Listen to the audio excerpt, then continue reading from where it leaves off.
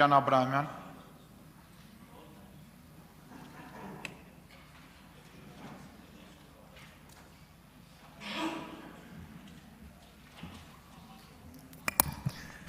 Շնորհակալություն, երբ որ սկզբնական շրջանում այս նախագիծը դեռ մի քանի տարի առաջ ընդունվում էր, դեռ այդ ժամանակ զորքերում, հատկապես պայմանագրային անձնակազմի մոտ, պայմանագրային ծառայողների մոտ բազմաթիվ հարցեր կար,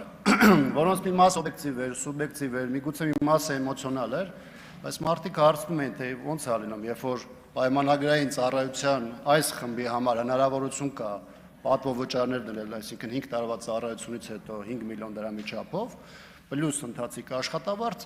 իսկ սովորական, այսպես կոչված ավանդական խմբի համար դա այդ հնարավորություն չկա։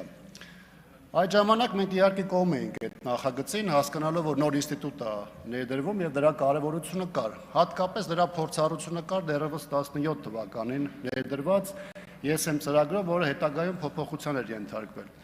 Սակայն հիմա, երբ որ մենք խոսում ենք դրա հաջորդ փուլի մասին, այսինքն 5 տարի պայմանագրի լրանալուց հետո եւս 2 տարի կամ 5 տարի պայմանագիր ստորագրելու մասին, ապա նույն խմբի մոտ շատ ավելի օբյեկտիվ հարցեր է առաջանում, թե ինչպես է լինում, որ մարդը, որ ավանդական այդ պայմանագրային ծառայության է դիմում, այսպես կոչված, պարտադիր ժամկետային ծառայությունը ավարտելուց հետո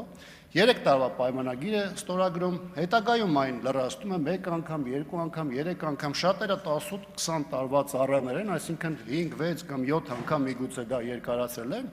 եւ դա որևէ պատվովճար այստեղ չի ենթադրում։ Դրա համար անհավասար պայմաններ է ստեղծում, իրականում անարդար է, երբ որ մենք պայմանագրային ծառայության մի տարատեսակը այսքան մեծ խրախուսում ենք, ինչը ես ընդհանրապես կարևոր եմ համարում, բայց մյուս կողմից պայմանագրային ծառայության մյուս տեսակում, երբ որ մարդիկ տարիներով անընդհատ պայմանագրեր են երկարացնում, նրանց սպասող այս հնարավորությունը չկա,